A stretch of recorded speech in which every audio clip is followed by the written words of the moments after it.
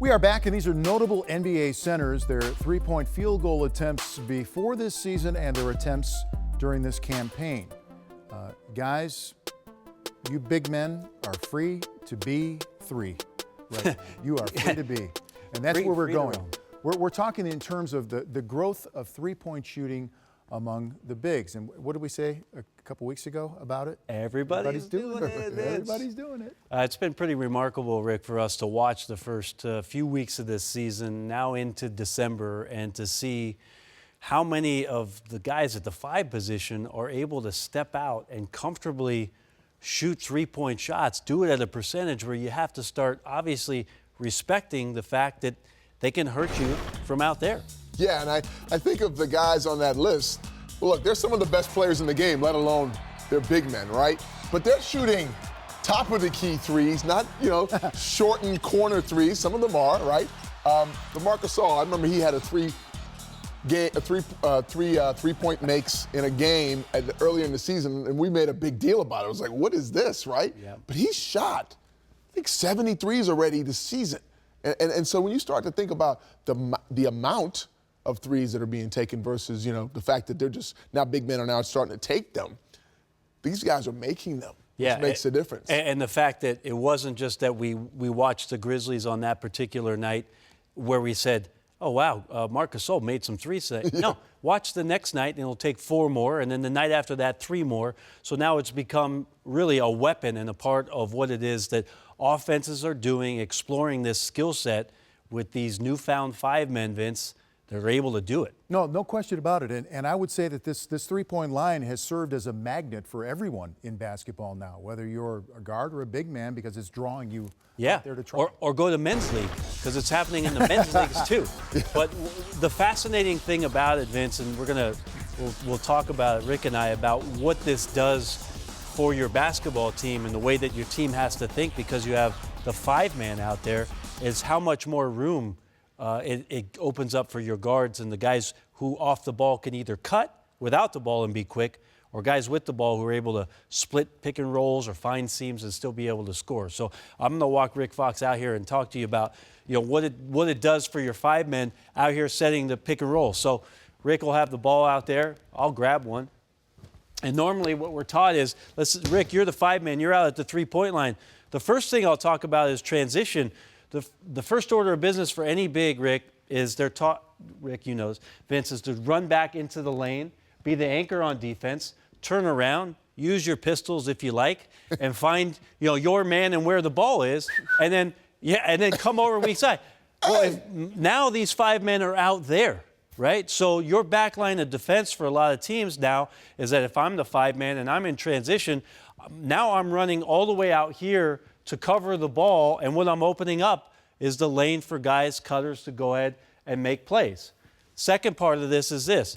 Rick is my five man. I have the ball, and Vince, you can come and play defense on me. As Rick's coming over here, we're switching a lot in the league, yes? So we're coming off the screen. You're going to switch onto the five man. I've got the big here. The big guy now is popping back to this spot. You're the small guy. Now what he has there is the height advantage for you as a small to switch out on. Let's say it's Porzingis. Yeah. Let's say it's Marc Gasol. These guys that have high release points at 7-1. Anthony Davis.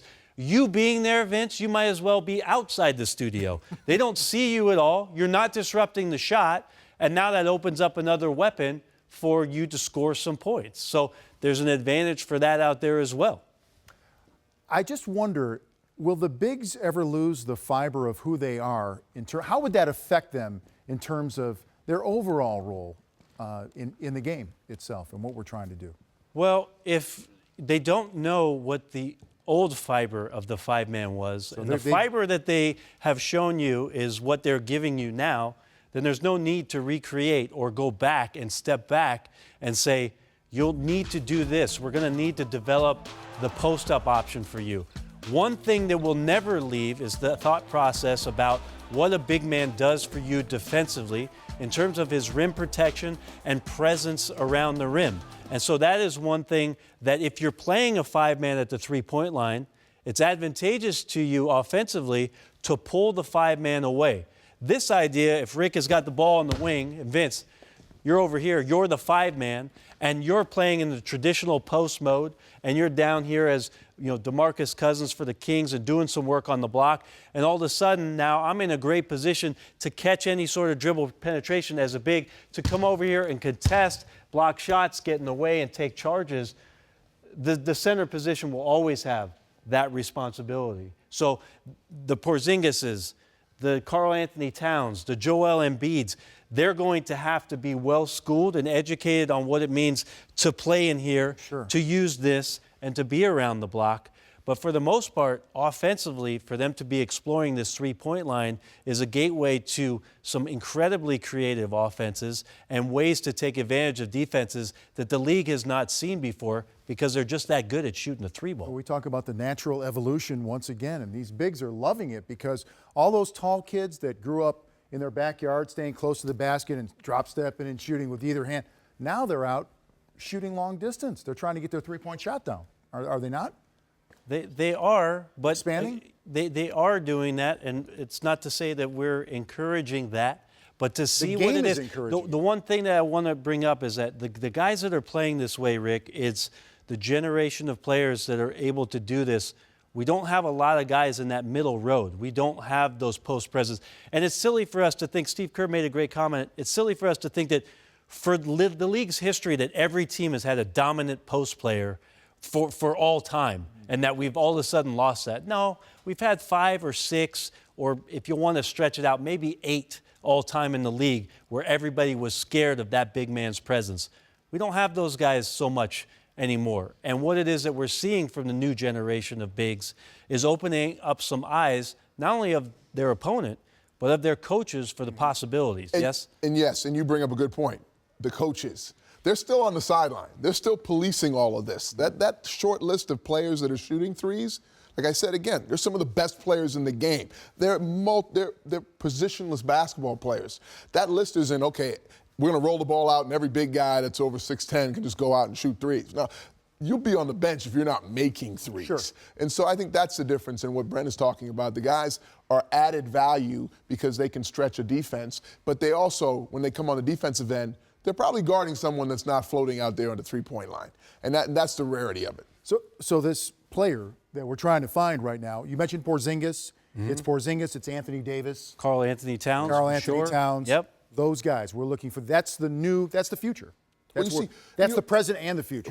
Man, I mean, they're putting the ball on the floor. Yeah. They're rebounding and starting Which is fast great. breaks. And if you think of Marc Gasol was always a pop, pick and pop type of center that shot the ball exceptionally well. But from high school, college, Dean Smith used to tell us, don't take long twos. So now they've just gotten Marc Gasol to take 1 3-step foot back, and now he's taking the 3 instead of the long 2. And you know what, Vince? The last point I'm going to make is I like the fact that the big man, because of the skill set of those young guys, is finding relevancy in today's game. Yeah. It's just a new defined relevancy at that position. And you know what they say? Everybody's doing it. Everybody's Everybody's doing it. Peer pressure.